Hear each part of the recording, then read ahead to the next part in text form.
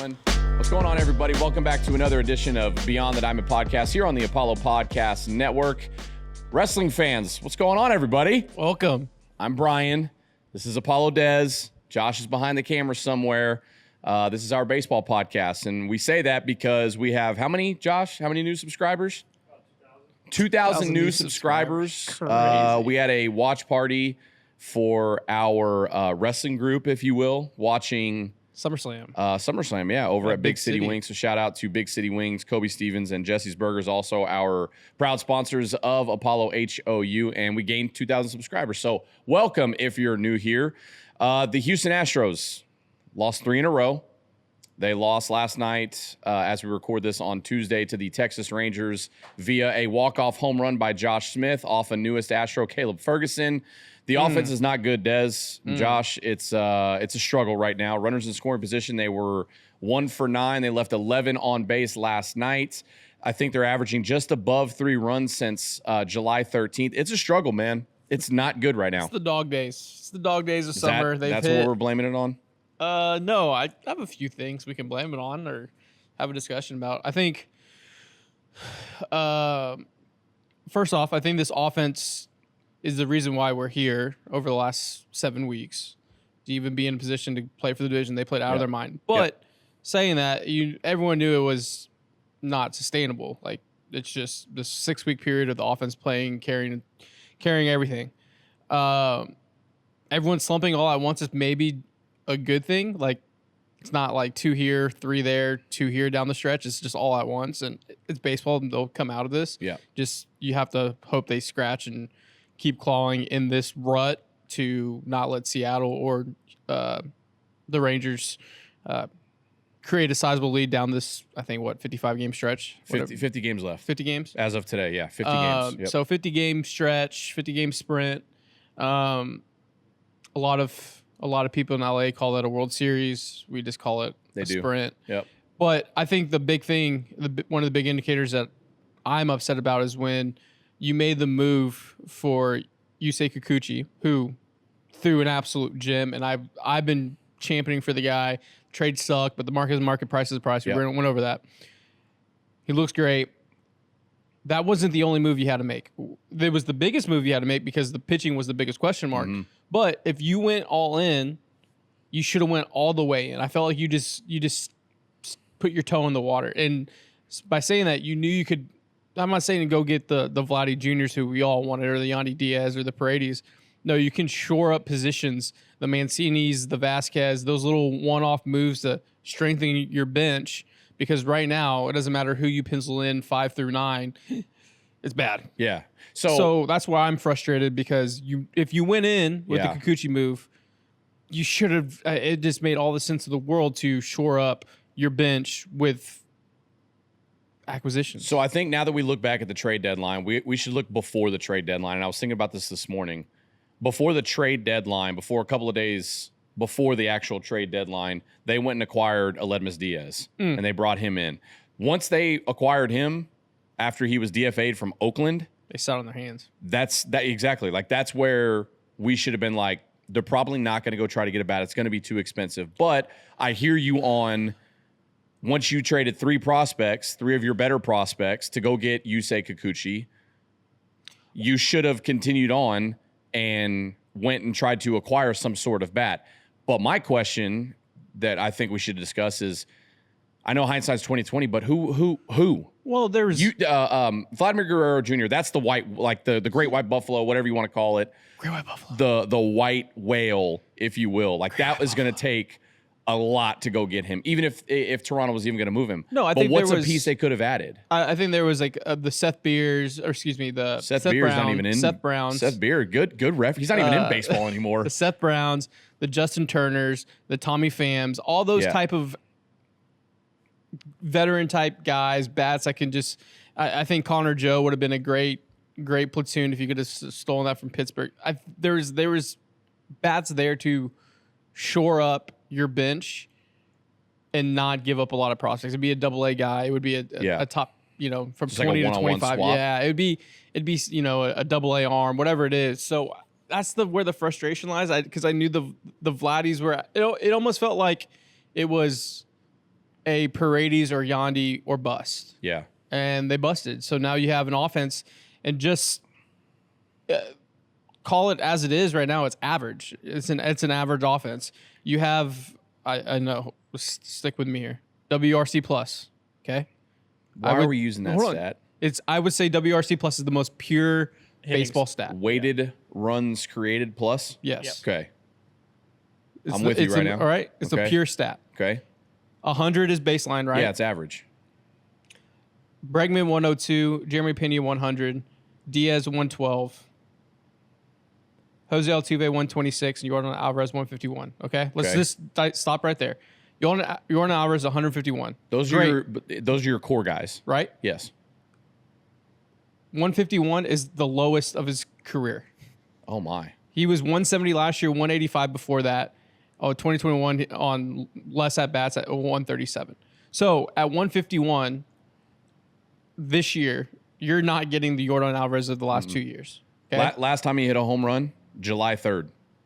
Crazy. Since July 3rd, he's had two. One on July 3rd and then one on like July 21st or something like that. Two since July 3rd. So Jose Altuve, right?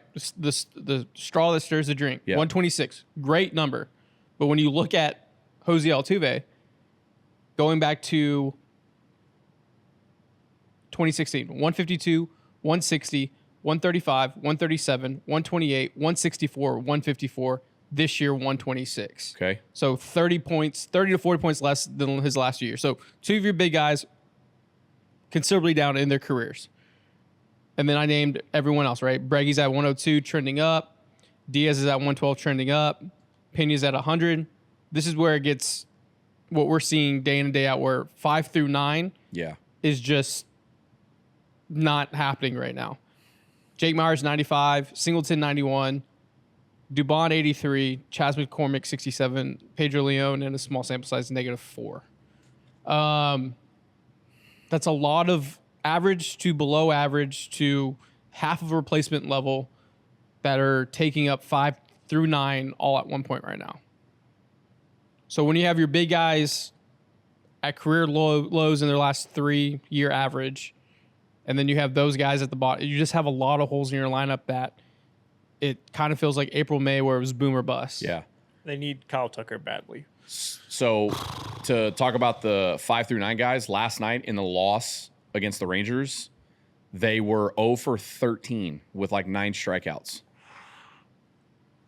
Oh, okay. That's your bottom 4 players. And there's some pinch hits in there too. Do y'all ever find it weird how much Joe Espada pinch hits? I love it. You like it? I love it because he's doing whatever it takes. They were going to be in a world of hurt if it would have gone past 10 last night. They had one guy left on the bench, and it's Aledmus Diaz. You would have, you'd have to figure that out. But I don't mind emptying the bench. You're just trying to rather him go for it with a better probability percentage for a guy to get a hit in that situation than worry about 11 or 12 or 13 innings. Yeah. So let me ask you guys this. So you saw Mauricio Dubon at first base last night, ideally to give John Singleton a breather, right? Who's been swinging at what? Okay, I guess you could say. I think he has 14 of his last 20 hits. 14 have been singles. So he's getting hits. It's just the powers. So there's no power numbers there, right? So I would say, I don't know. I feel like. You know what they need to do? I mean, I get where you look at matchups and things like that. I don't think I've ever seen a manager pinch hit so often as Joe Espada has. And that's not a knock on him. It's just something I'm not used to. Yeah. So, but I also wonder, like, the guys that are in your lineup that you're pinch hitting for in the 6th inning, like, shouldn't you trust them to go get a better at-bat the next at-bat? I mean, at this point, there's no trust. It's you got to win games. Is that where we're at? If he was pinch hitting, 100%. If he was pinch hitting for a player that was hot, taking him out, that's completely different. That's a problem. But when the guy's not hitting anyways, it's like you got to find ways to win. Yeah, at this point, your lineup is your lineup. Your roster is your roster. I mean, Joe Espada's not out there trying to get free agents and make trades. Yeah. He has what he has, and I think he's just trying to maximize any win probability. And the guys aren't backing him up right now, but it's just a lull, and I'm not – if this extends through the end of the year, then it just wasn't our year. They're not going to make the playoffs. But I think one of the big things is the little things of if you know you're in a lull and hell or high water, you got to generate a run, get a guy over, get him in.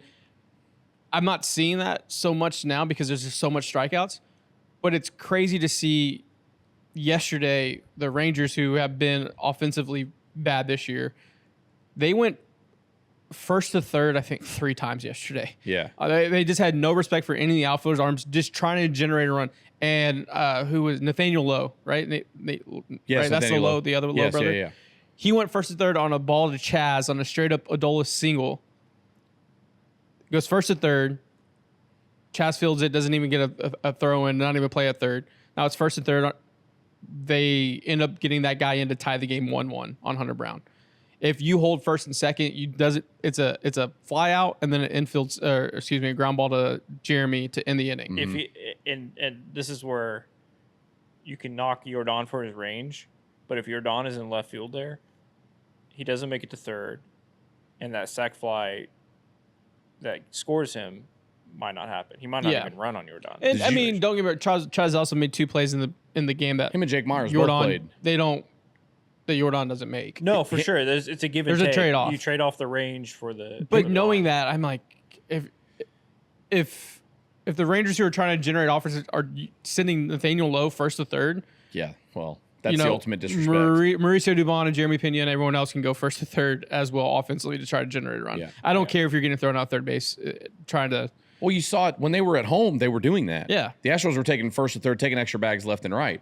But I think the trade-off, like what Josh was mentioning, like in the outfield, Jake Myers and Chaz McCormick make really good diving attempts, but their arms are like below average. Yeah. There is no weapon out there as far as arm strength. And I'm sorry, that's just the hard facts of it. Did you see Chaz's throw to home?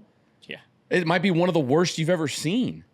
Pedro Leon has an arm, though. And then also Chaz McCormick offensively has been terrible this year. Well, he hasn't been good. Without Kyle Tucker in this lineup and in the outfield, you're running 3 guys under 100 WRC plus. Yeah. Every day.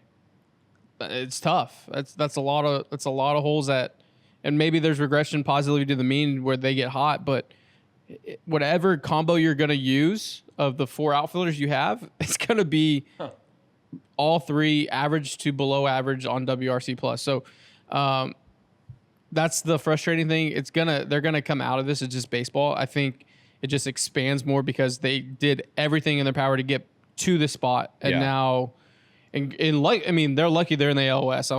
We'll keep saying it all year. They're a product of a really bad division. I think they're 7-9 since the All-Star break. Is that the stat? 7-9. You're lucky the hole's only 1.5. Yeah. Like it should be 4 to 5. Yeah. And then you're like, oh shit. I think the frustrating thing for me, just as a pure baseball fan, or as an Astros fan, is you saw them start so slow and go through so many frustrating times, and then they hit this stride without Jose Abreu. They play well. Jose Abreu comes back. Then they kind of hit a lull again. He's DFA'd. And then they kind of take off. You climb back to 500. You take the division lead. And now we're right back to where they're in that lull again. And what is it? It's runners in scoring position. That's been the theme offensively this season. Like last night, they get runners at first and second. They bunt a guy over and then back-to-back strikeouts. Yeah. Bad strikeouts. Yeah. Bases loaded in the 10th. They can and only score a run. there's 2-strike bunt too. Yeah. We're getting this fucking bunt down. Here, I got some. It's funny you guys bring up the bases loaded. So 2023 with bases loaded. I was about to pull it up from Wex. Yeah, from Adam Wexler. The Astros in 2023 with batting with bases loaded. 10 home runs, 316 average, 605 slugging, 936 OPS. That was the second best. So far in 2024, 0 home runs, 215 average, 280 slugging, 535 OPS. That's the second worst. That's the difference in 3 or 4 wins, probably. Yeah. That's awful. I didn't realize there hasn't been a single grand slam all year. Yeah, not one. Another note on the offense and the trade deadline and all that. Did you see what Josh Bell did in his first game for the Diamondbacks? Did he hit a home run? 2 bombs. Jeez. He has like a 706 slugging since he went over to Arizona. Which Yeah. you don't know if that's sustainable, but it's just Right. like sometimes you can get somebody for cheap, and new scenery can be a spark plug. The frustration just lies in the fact that I think it's all happening at once, and I think a month from now we'll be like, remember that 2-week period where the Astros couldn't generate offense?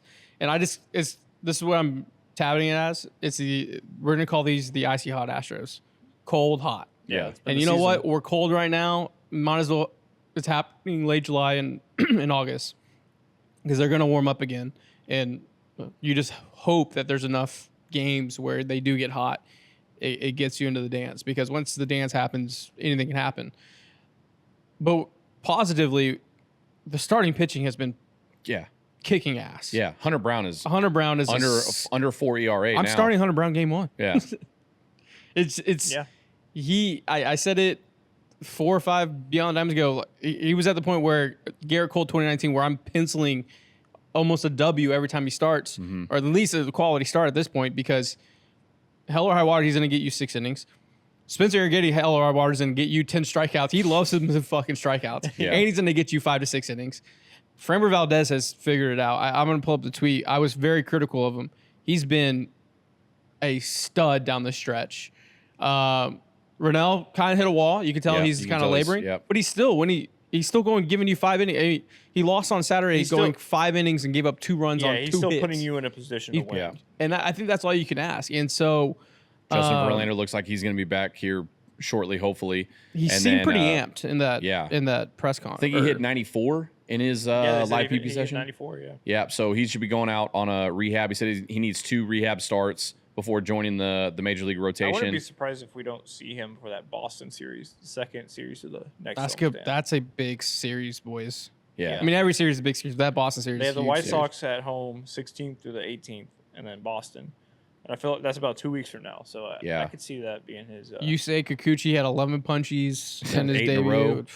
Stud. It sucks about Luis Garcia, elbow soreness. He's been pretty much shut down. And then obviously Lance McCullers Jr. is out for the rest of the season. So I don't know if we'll see Luis Garcia for the rest of the season. I would assume no. It's got to be a coin flip right I now. think huh? he's a potential like fringe bullpen. Like maybe he makes it back late September. Yeah. And can throw an inning at a time. You know, Just in the bullpen. add- Yeah. Add some extra relief. And I don't think Luis, and hell, maybe even Lance, but Luis, I don't know if he's a product of like setback more than a product of running out of time I think because of where you are in the I think calendar. he's running out of time. Yeah, I don't think it's I think like it's the I think he's on his correct timeline for like post Tommy. Yeah. I just they were, think they were it's- it was going to be early, and now it's not early. Now it's just kind of falling Yeah. in this like period of okay, you're on your timeline of post Tommy, but you're also running out of actual game time. Game time, yeah. And you can't. This team cannot afford slowly ramping him up in the show. You need a guy that is totally ramped up, ready to go. So, last thing on the starting pitching, and this is probably going to jinx Framber for tonight, but last 7 starts, 5-0. 2.95 ERA, 42 2/3 innings pitched, 14 earned, 14 walks, 52 strikeouts. That's a good strikeout to walk. So walkouts are down. Walks are down tremendously. Strikeouts up tremendously. 42 innings. That's who you expect from your ace. So he goes tonight. Did Texas say who they're pitching yet? They were TBA on both. Yeah, TBD on today and tomorrow. Yeah. Tomorrow's a day game. I did not see. They have Maley going tonight. Okay. Tyler Maley. He has Former not pitched twin? this season. Was he a twin? He was a yes. He has not pitched this season. I must have picked him up somehow on waivers. I mean, he has a decent career, but that's that's one of those things with the Astros lineup. Sometimes when they see a guy for the first time, there's a whole meme about rookies with a 6 ERA that come in and just have the start of their career against the Astros. Yeah, like River Ryan did the other day. Yeah. Well, he's a stud though. He's a stud. The Astros But usually yeah, do still a like rookie. the more they see a pitcher, the better they do. So when the teams throw out this like these guys getting their first start of the season against them, I don't know what to expect. They should score 5 or 6 runs on this guy. Yeah. We'll see. Quick little segue. I asked Josh this in the last episode. Who is a fan favorite that you had that was just like not a good baseball player, but you would like die for?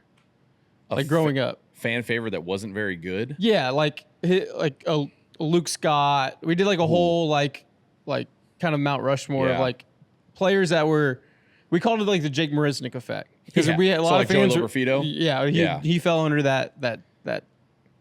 Man, I have to think about that. Were y'all? Who did y'all have? Said Luke Scott. Said Brandon Backey. He said Chris Burke. Chris Burke. Yeah. We did. Legendary. We had a little Mount Rushmore. I would have to say I'm gonna go back to like the Astrodome days. Like the two names that come to mind for me is like Tony Eusebio. Oh, I had Eusebio. Tony Eusebio, and then Derek Bell, like one of the original Killer Bees. Derek Bell is a good one. Daryl Ward. Daryl Ward, yeah, he was another one. I could never do no wrong. Yeah, it was what Astro could do no wrong in your eyes. Yeah.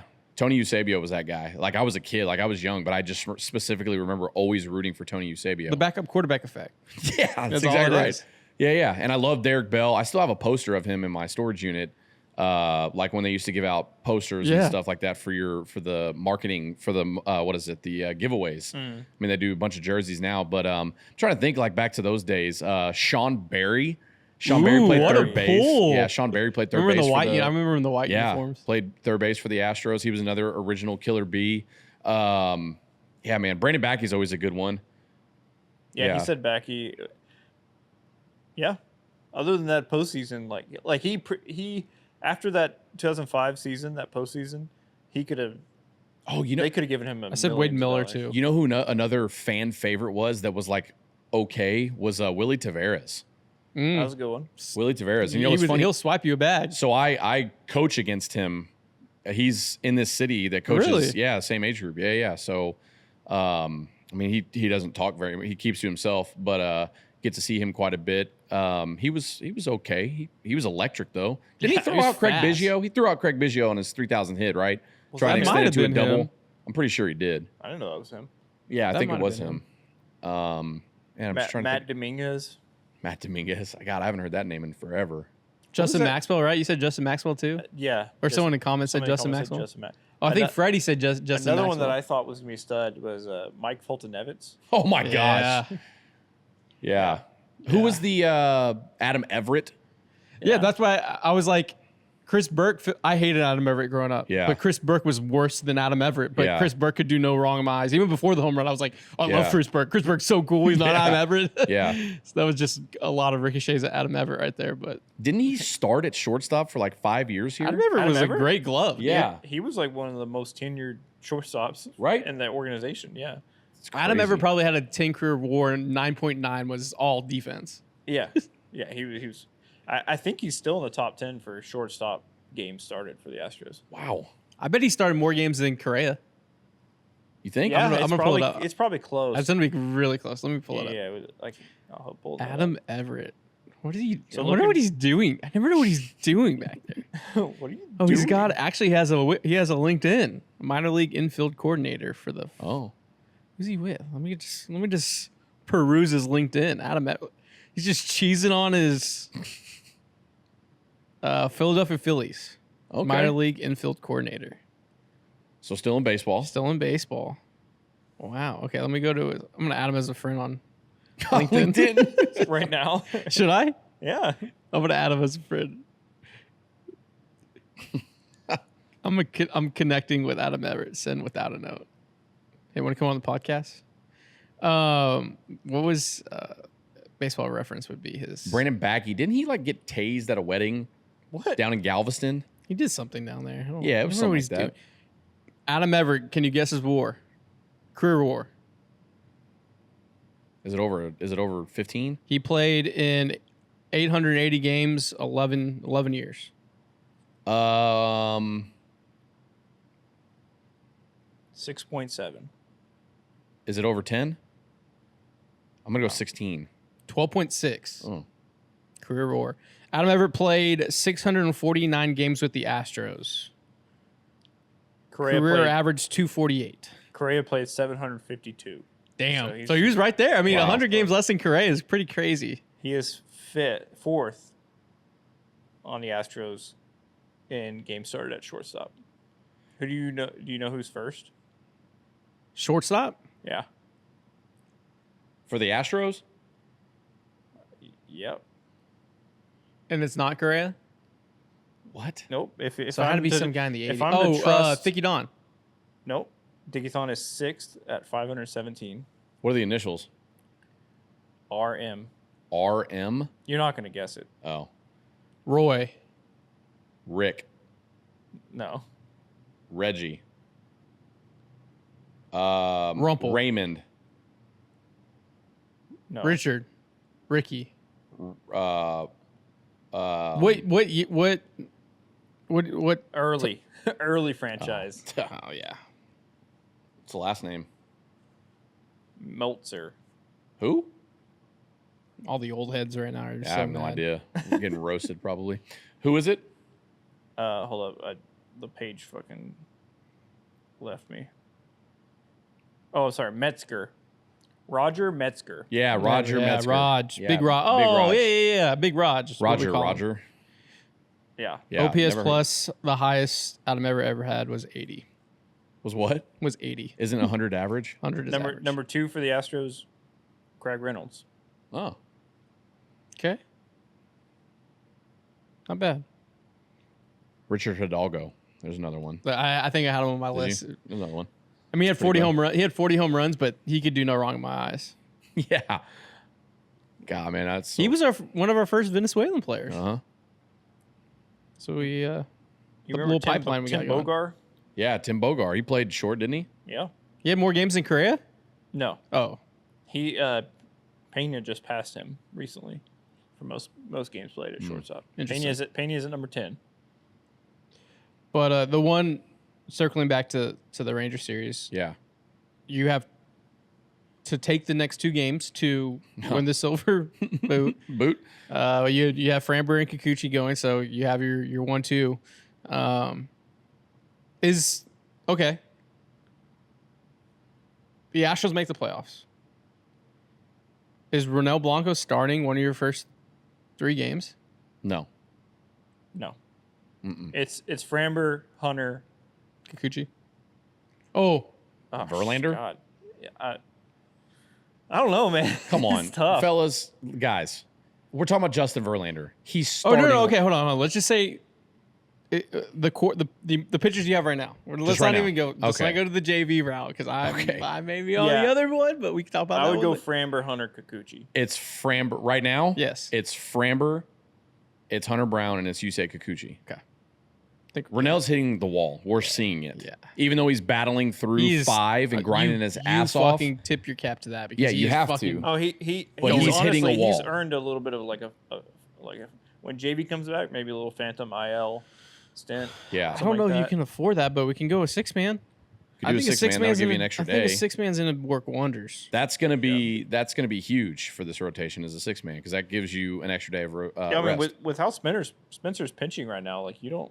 Dude, that guy. There's no reason to really. You, What is you don't he? have to. My go away boy from him. loves some strikeouts. That dog. kid is what 4-10, big, and he just grinds his Just ass fucking off, grinds. throwing bowling balls up there, and they can't score runs for him. And the start said he's good. He's I really think good. look this up. In his last like Sure, 6 dude. starts, Yeah, I got you. in his last 6 starts, I think they've scored like the most runs for him is like 2 or 3. I think. I will say this: we'll work on the whip. Whip's at a 1.5. If he But can throw 100, strikes, 116 strikeouts in 98 innings, you fucking take that. His last I think it's like his last 1, 6 or 2, 7 3, starts. last 5. I have the last 5 starts pulled up. Okay. He has given up. No, I'm saying how many runs have the Astros scored for him? It's like I think the most is like 2 or 3. He lost 3-2, 2-1, 4-0, 6-2, 1-0. Look at that. He's given up in a 1-0 loss. He gave up 1. And a 6-2 loss, he gave up 3. He gave you 6 innings. In a 4-0 loss, he gave up 4, gave you 6. In a 2-1 loss, he gave up 1 and 6. And in a 3-2 loss, he gave up 2 and 5. Wow.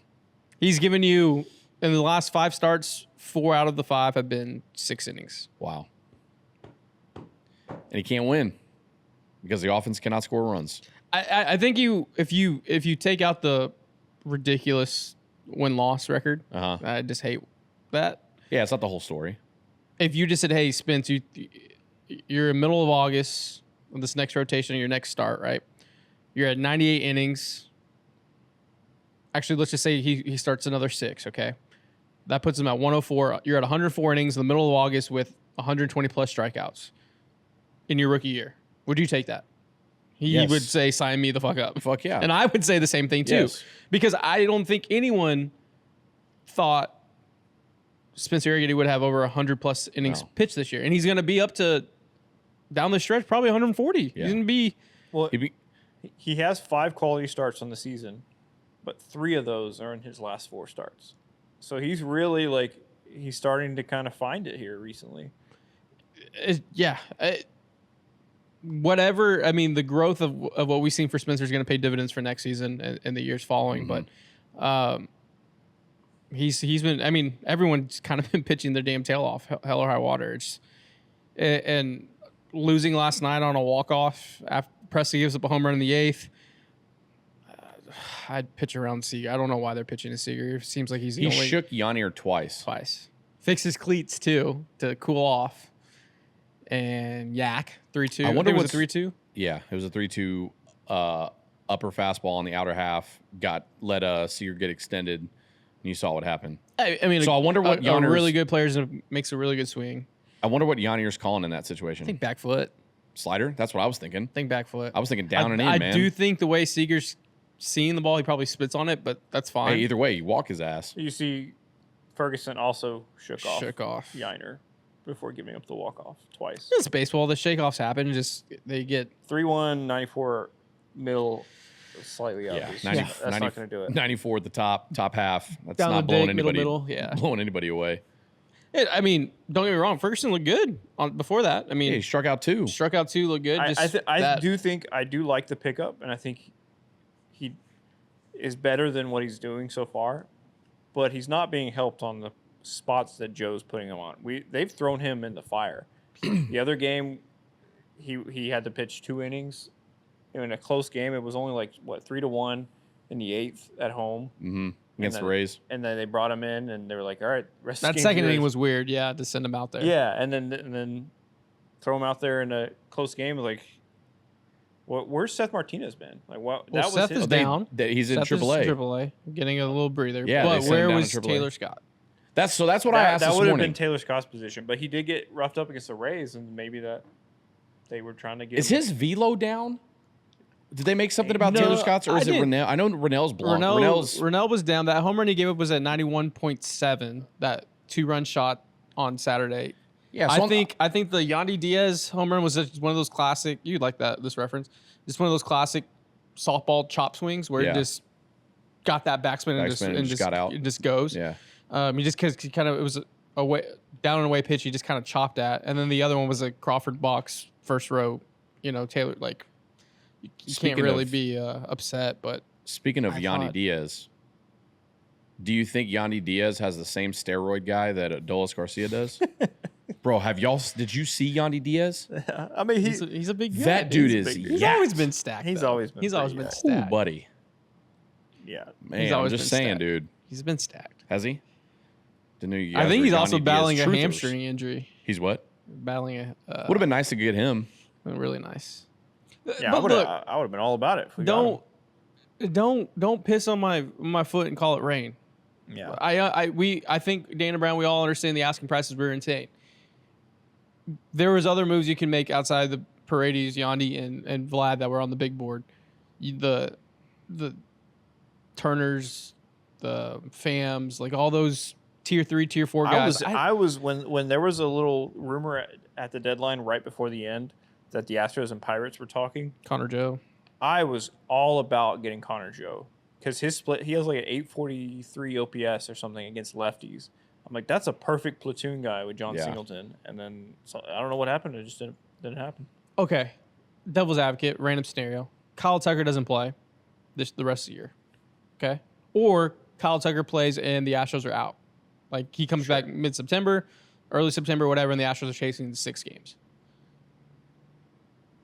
Internally, why was there not a discussion to have a conversation of replacing Kyle Tucker in the aggregate?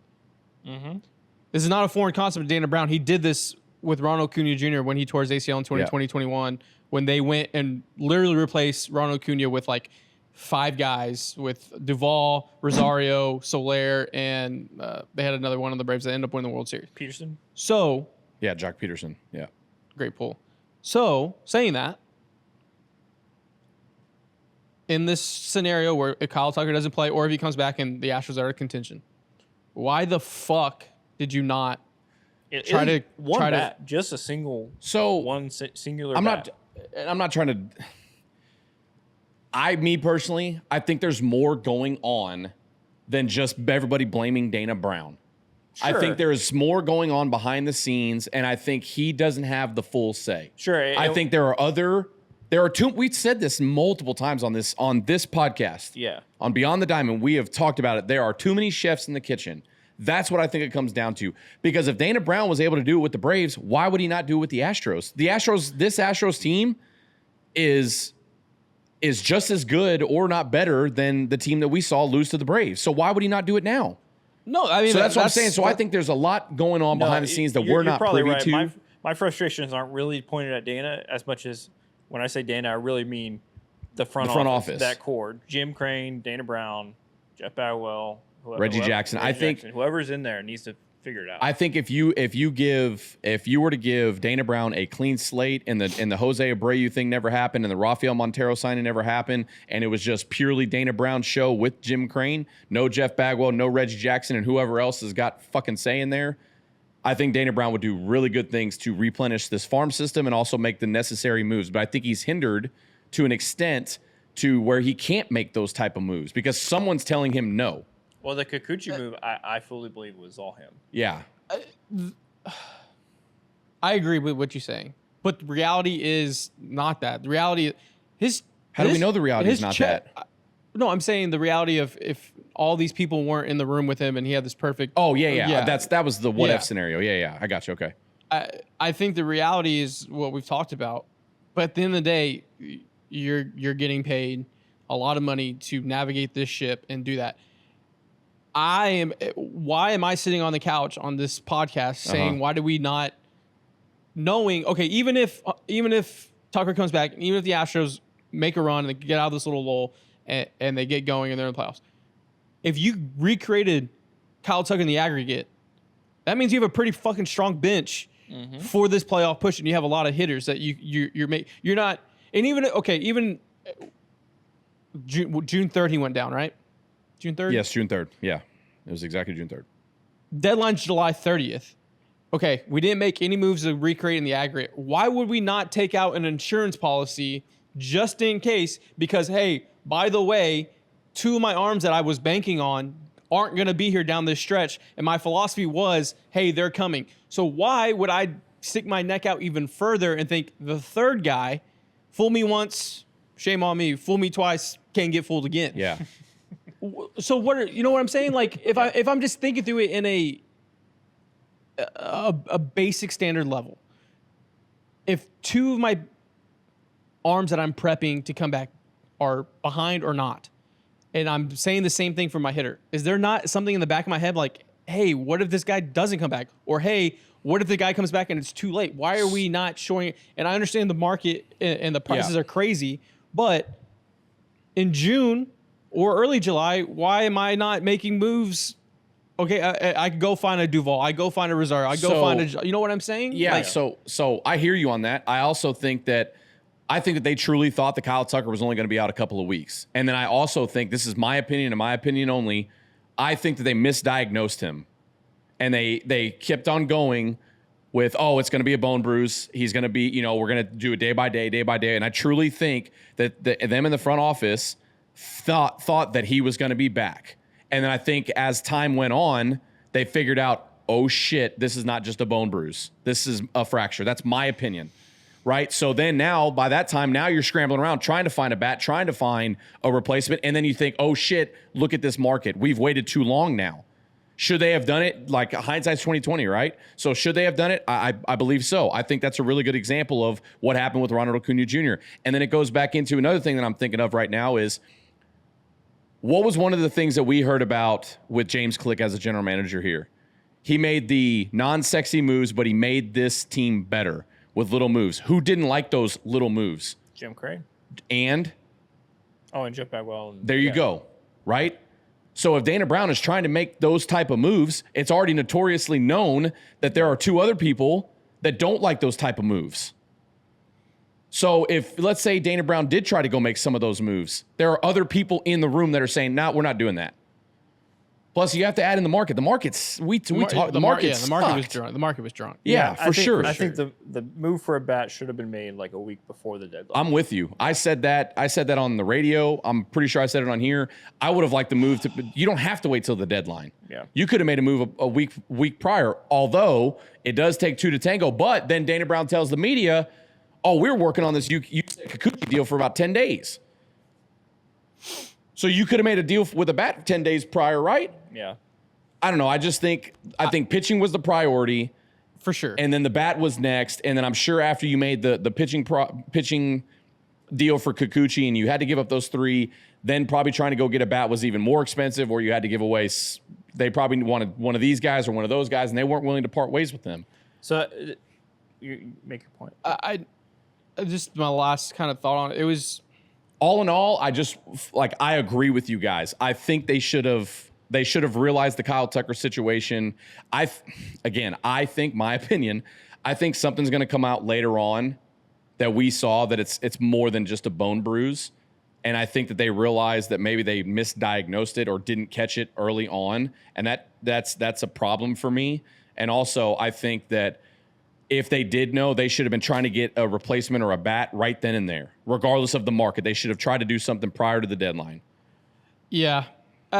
So we got to see Tuck on Saturday. He was in good spirits. I really didn't press the issue. Just they raised about $10,000 for Houston. Yeah, you're Hospice. there for the charity. You're not gonna.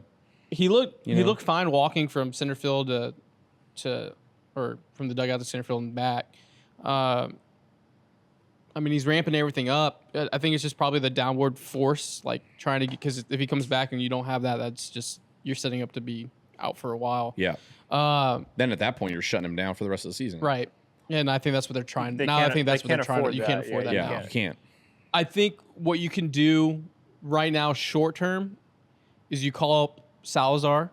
Bring him up as your third catcher, and now you can platoon Caratini and Diaz at first base. Yeah. On non-John Singleton days, because they're continuously showing that they don't want to do that. Yeah. But what you're doing right now is not working. No, you can't trot out. But also it doesn't matter. Mauricio Dubon playing first, left, center, right. He's still batting the way he is. No, yeah. What I think they do, and what I was going to ask y'all, how long do you think it'll be before either Whitcomb or DeZenzo is called up? So for me, I love the idea of having one of those young guys come up because both of them are raking. Yeah, Whitcomb is on fire. Been getting starts at first, right? So I understand that, but at the end of the day, they're still rookies. And you can see you can make a case because when they brought up Joey Loperfido, that almost kind of set a fire. Plus, you had Jose Abreu not here; he was down in Florida trying to get himself right.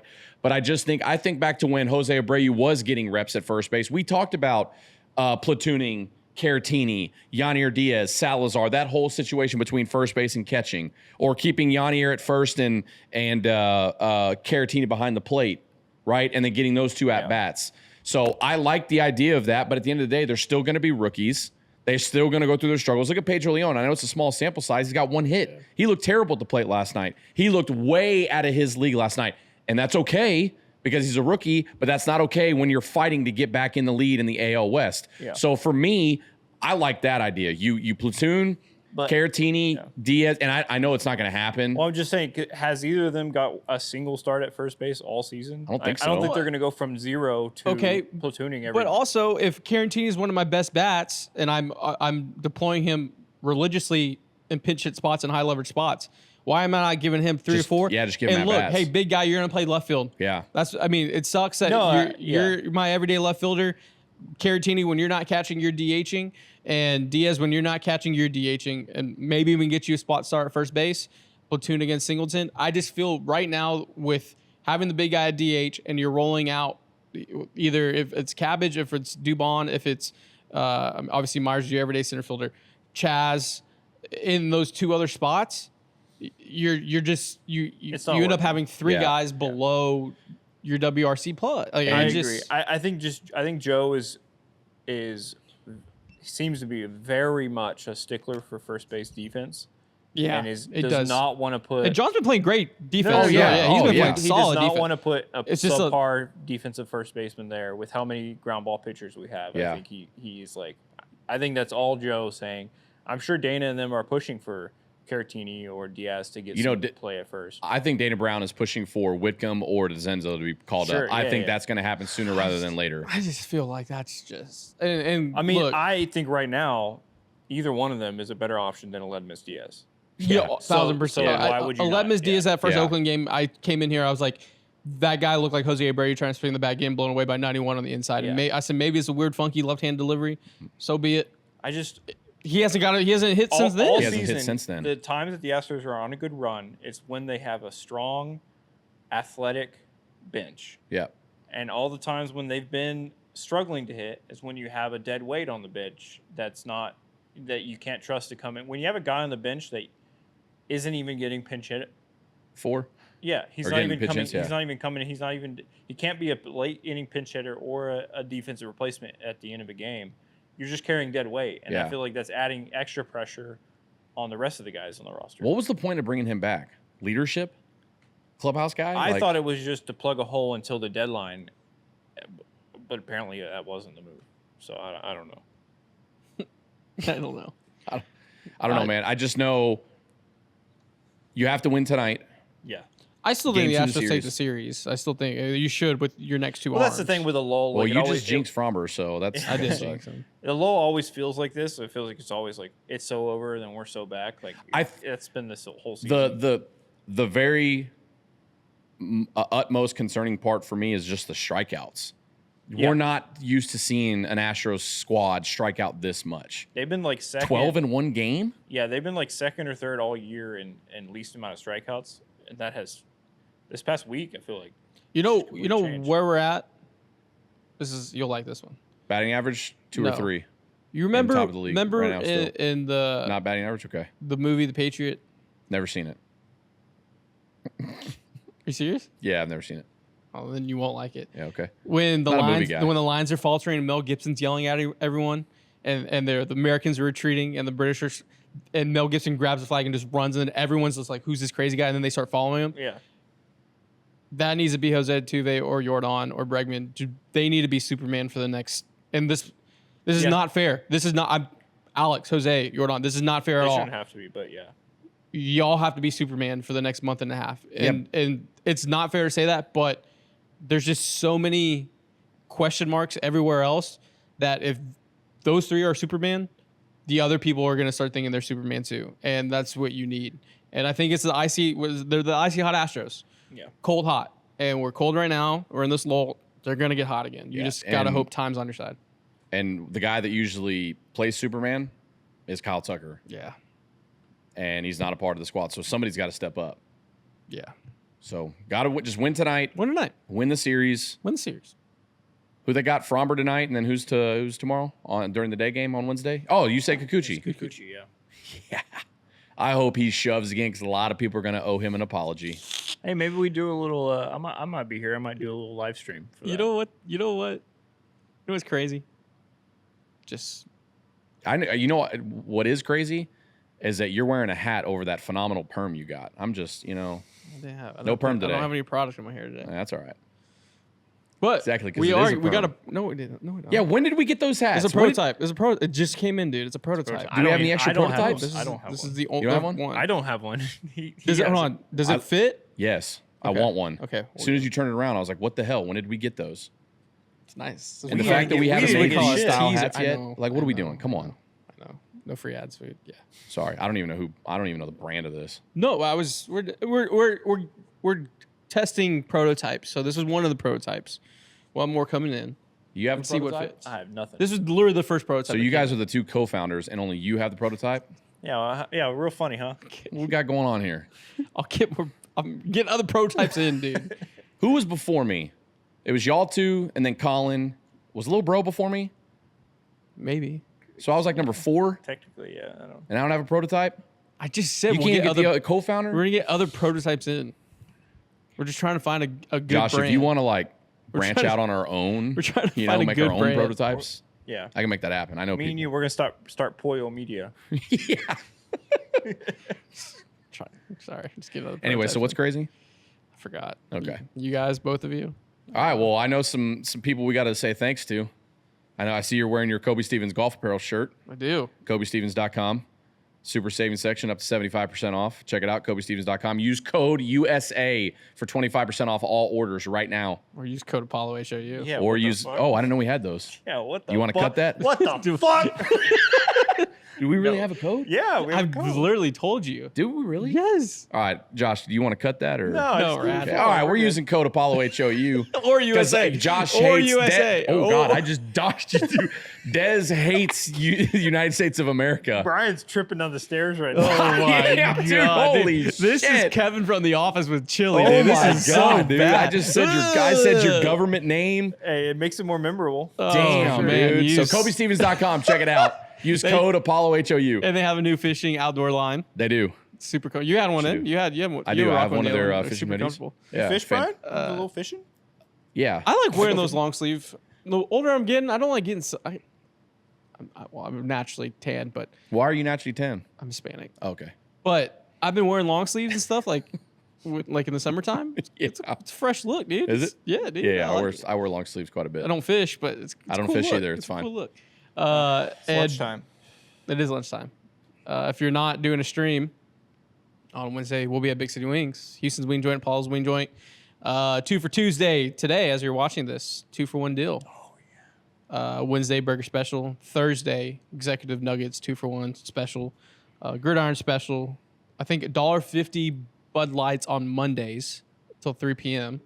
Heck of a steal on a Monday. But yeah, Houston's Wing Joint, Paul's Wing Joint. Tell them the Apollo Boys sent you, and that's it for this month. All right. Thank you for This stuff watching too. and listening Oh. to Beyond the Diamond podcast. Thank you to the wrestling fans that stuck through this whole podcast. I'm sure you did. Don't they do that? They point in the air? That means Yeah, acknowge me. acknowledge. It's like the tribal chief We'll or have to whatever. acknowledge. Yeah. You don't want to. Are you Roman Reigns. Are you not a Roman Reigns guy, Brian? I don't want to piss anybody off, but no, not really. That's fine. You're a Cody, No. you're a Cody You Rhodes could be- guy? you could be a heel. I like Cody Rhodes. I like, so in WWE right now, and I know you're not a big wrestling guy, Yeah. there are so many really good storylines. I got to a point where I couldn't stand the Roman Reigns and Paul Heyman storyline. You got this goofy old white dude leading these like tribal Samoan big badass dudes, and it's like, get the goofy white guy out of here. Like, come on, man. Like, and then Cody Rhodes beat him. I love that storyline. I think it's all going to come back full circle. Now you got these I don't even know Jacob Tuatuafoa or whatever his name He is. didn't know the name, but then I think nailed it's it. something like that. Whatever. Yeah. He just got beat by Cody Rhodes, and I think Roman Reigns is going to take him down, and he'll be the tribal chief again. Then him and Cody Rhodes are going to fight each other again, and What do they call the Cody Rhodes fans? Crybabies or whatever? yeah, something like that. I think The Rock had some stuff like that. Yeah. I'm a big LA Knight guy. Oh, all right. Yeah, so What him about, beating what about Logan CM Punk? hit. I like CM Punk. I liked him coming back. Yeah, I like. I'm just naming the I only will, wrestlers. I will Yeah. say this. I would think I would like wrestling because the theatrics of it all. Uh huh. But I did see like Logan Paul do that. Like he jumped off Bro. the. That was one of the most athletic things I've ever seen in my entire He life. is. He's a freak athlete. You can say whatever you want about Logan Paul and his brother Jake Paul, but there is no questioning his athleticism. It is unfucking believable. I don't. What was the movie? Did he jumped on the rope and then like And then flipped? somersaults, some shit. I don't know. He just did it this past week. I know. To LA, To LA Knight. Yeah. It was pretty. Yeah. So athletic. whatever. Thank you for watching. Whatever wrestling Yeah. fans are watching this are probably going to roast us because we have no clue what we're talking about. Well, I'd be happy. I'd be happy if they stay stuck around. Yeah, probably not. Probably as soon as I said, welcome, we're the baseball And then- podcast, yeah, they're then- probably like, click. And then Sorry. we lost the Astros fans at the end of this here. Yeah. Give and take. But if you're a fan of both, then you're really Yeah, living. dude, it was a real We hit sweet that- spot, we dude. hit that We niche. fucking hot damn. We nailed that shit. With everybody we, saying. we nailed that. Yeah. Yeah. Peace. All right. We'll see you later. Go Stroke. Love you guys. Please win. Please win.